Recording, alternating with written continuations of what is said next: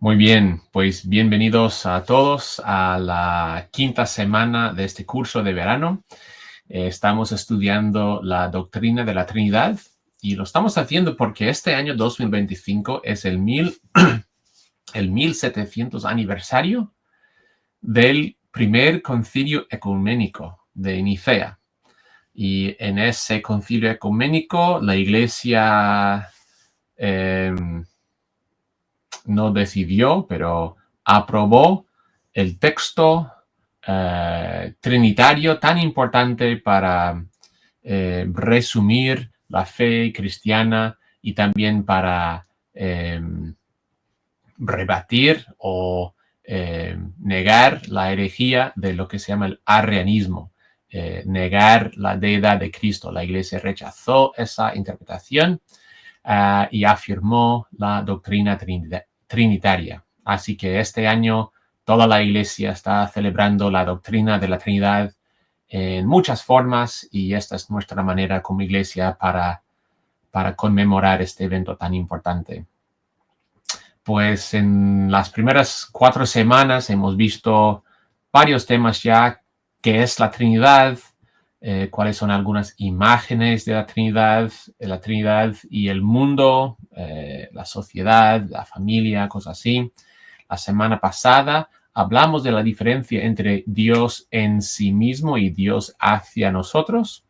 Y esta semana vamos a ver algo que parece algo puramente abstracto, teológico, para algunos parece una tontería, pero vamos a ver que este tema también es práctico, es importante. Y eso se llama, el tema es la cláusula filioque, ¿vale? Filioque, bueno, vamos a ver qué es, pero esto es el tema de hoy, la cláusula filioque.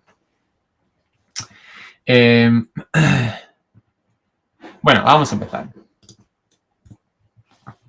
¿Qué es la cláusula filioque? ¿Vale? Pues filioque es una expresión de latín, ¿vale? Filio es una palabra y que es otra palabra, pero en latín se escriben juntos. Filioque significa y del hijo, ¿vale? La que al final significa y filio significa del hijo. En el contexto significa del hijo. Filioque significa y del hijo y es una frase que fue añadida al credo niceno a inicios de la Edad Media, ¿vale? No voy a hablar de fechas, ni de geografía, ni nada de eso, pero fue una cláusula, ¿vale? Una palabra añadida al credo niceno, ¿vale? El credo niceno viene del siglo IV y técnicamente cuando aquí decimos credo niceno nos referimos al credo niceno constantinopolitano, pero bueno, no os quiero confundir el credo niceno, el credo que recitamos en la iglesia, y fue añadido después, ¿vale? Y aquí es donde aparece el credo, en el artículo que habla del Espíritu Santo, dice lo siguiente, y en el Espíritu Santo, es decir, creemos en el Espíritu Santo, Señor y dador de vida, que procede del Padre, filioque en latín, que procede del Padre y del Hijo, que con el Padre y Hijo recibe una misma adoración y gloria y que habló por los profetas. Entonces, cuando hablamos de la cláusula filioque, estamos hablando de esta parte del credo niceno que habla de la relación entre el Espíritu y el Hijo, ¿vale? Originalmente, el credo niceno solo dijo que procede del Padre, pero en la Edad Media esta frase fue añadida al credo, que procede del Padre y del Hijo. ¿Cuál es el problema? Porque para nosotros eso podría parecer una tontería, pero sí que fue importante, ¿eh?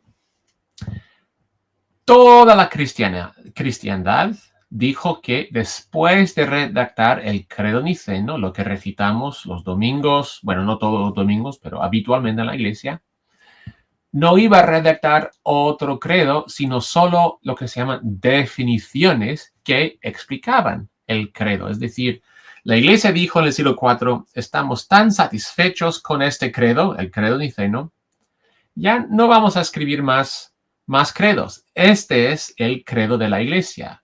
Lo que sí podemos hacer de vez en cuando haga falta, es redactar una definición que va a explicar alguna frase que aparece en el credo niceno. Si hay alguna duda, una controversia, si surge alguna herejía y tenemos que condenarla, pues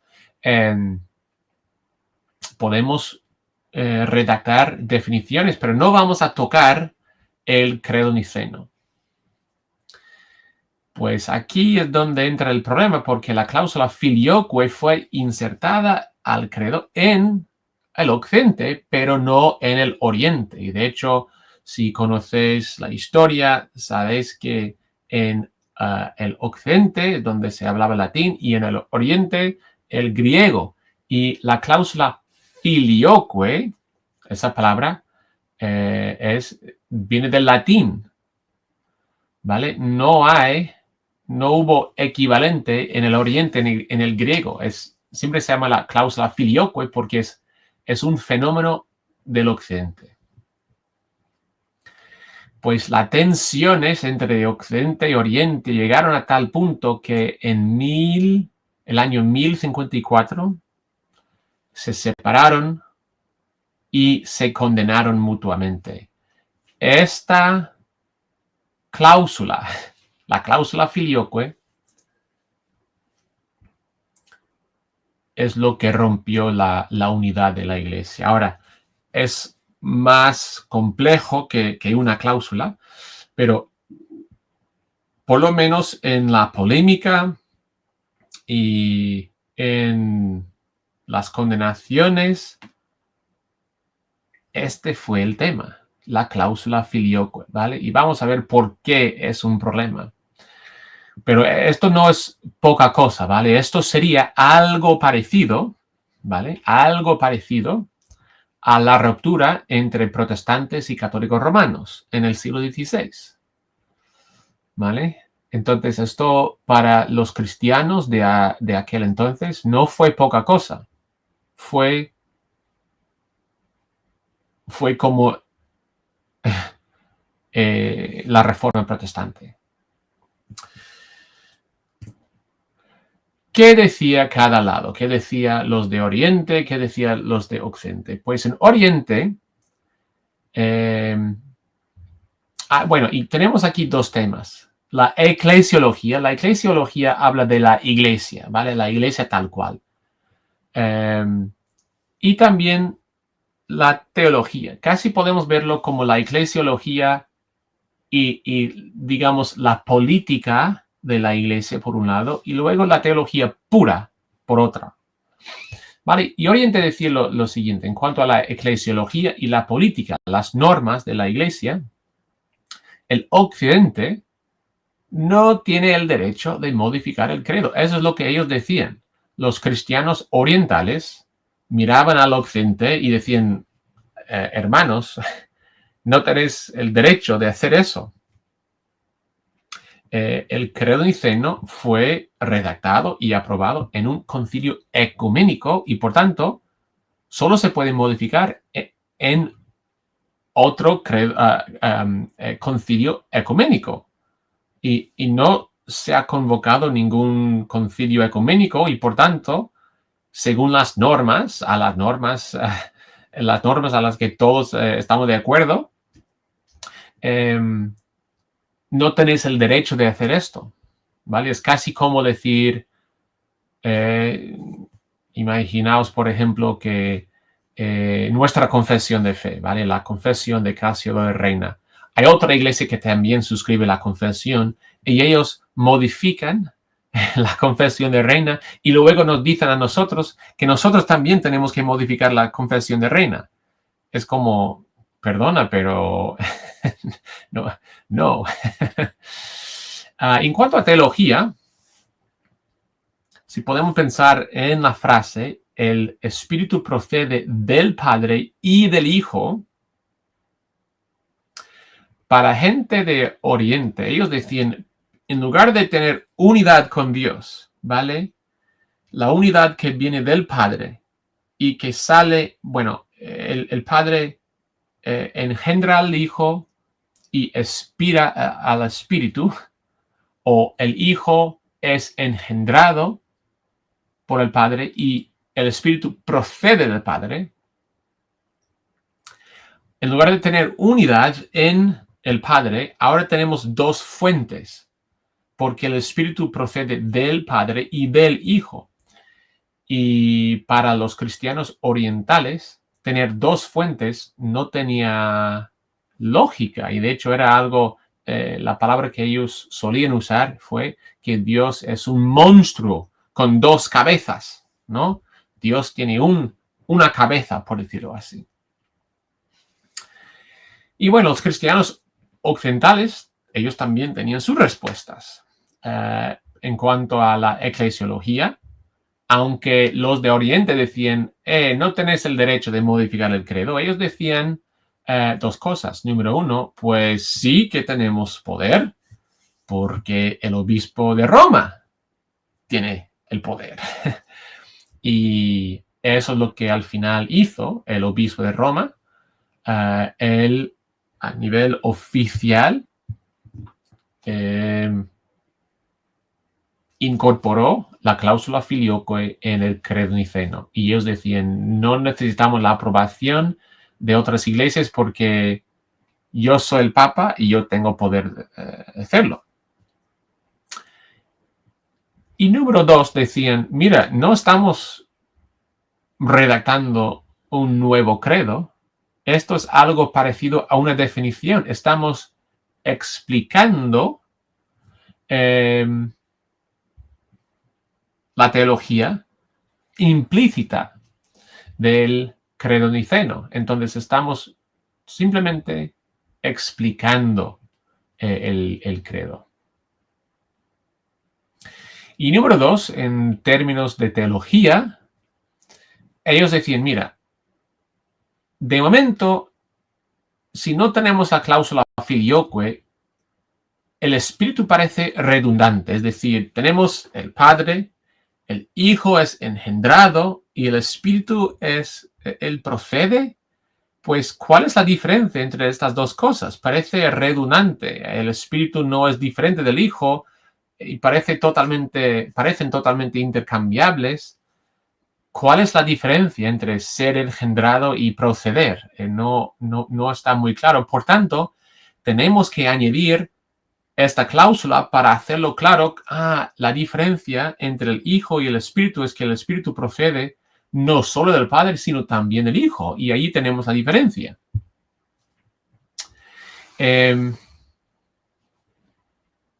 Y también, bueno, aquí sí tengo que hablar un poco de geografía. En España, en el siglo VI, España cambió de ser arriano a ser ortodoxo, es decir, los visigodos que invadieron España en el siglo V, creo que fue el siglo V, en el siglo VI, los del siglo V fueron arrianos, ¿vale? Y vimos ya en semanas anteriores que el arrianismo dice que el Padre creó al Hijo, ¿vale? Eso no es lo que enseña el cristianismo. El cristianismo enseña que son de la misma sustancia, ¿vale? Entonces, con este cambio en España, en el siglo VI, del arrianismo a la fe bíblica y ortodoxa, pues ellos evidentemente tenían muchas ganas de defender la deidad de Cristo, ¿no? Entonces, parte de la razón por la que, la cláusula filioque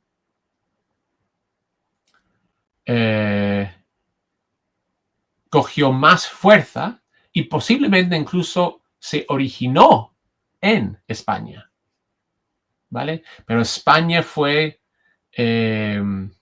donde más fuerza tenía este impulso de incluir la cláusula filioque en el credo niceno. ¿Por qué? Porque ellos querían defender la deidad de Cristo y ellos pensaban, mira, si el Espíritu procede del Padre y del Hijo, pues el Hijo tiene que ser Dios. Entonces fue su intento de defender la deidad de Cristo. Bueno, algunas conclusiones. En términos de eclesiología y la política de la Iglesia, el Oriente tenía la razón. Un credo ecuménico solo se puede modificar en un concilio ecuménico. ¿Vale? El obispo de Roma no tiene poder de cambiar el credo niceno, que es un credo ecuménico. Es como, yo qué sé, una comunidad de España diciendo, vamos a cambiar las leyes del país. Pues no, una comunidad no tiene derecho, no tiene poder de hacerlo. Las comunidades pueden hacer eso, pero una no. En términos de teología, número 2, el Occidente tenía parte de la razón, parte, ¿vale? Es importante, y acertaron en esto, es importante distinguir entre la generación y la procesión, la generación del Hijo y la procesión del Espíritu. Eso, vale, hasta ahí bien.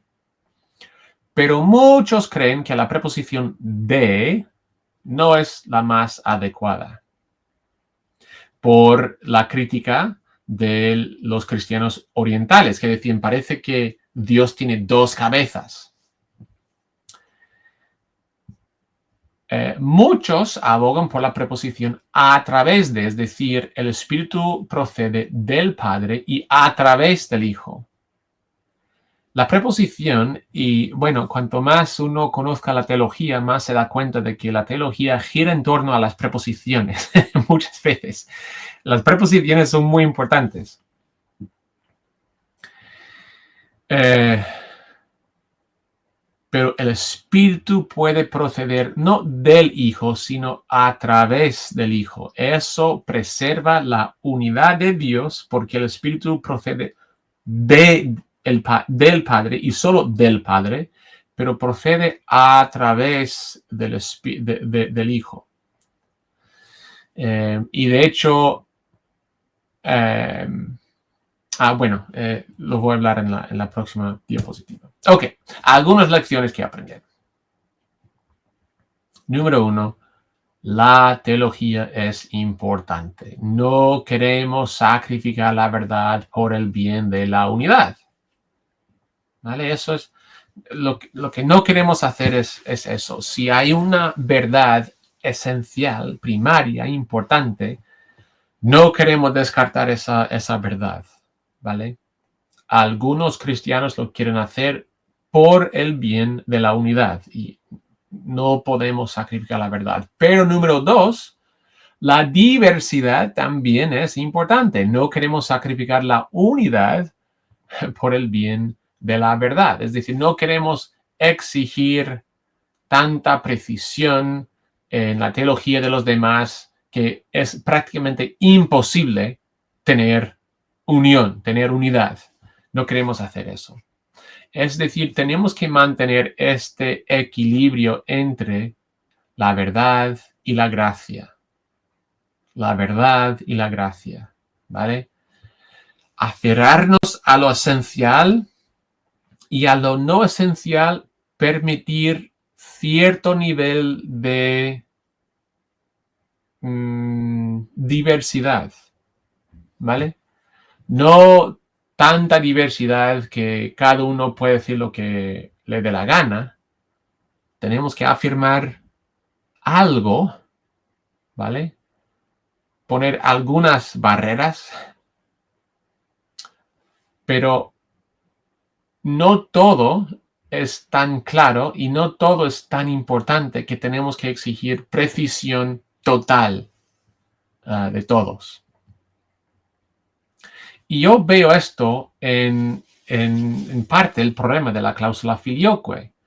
Me parece que por lo menos en parte fue un fracaso de comunicación entre Oriente y Occidente, porque muchas veces cuando uno lee el debate son caricaturas, ¿vale? Son caricaturas. Entonces, una falta de comunicación y de comunicación, de entendimiento, perdón, entre los dos lados.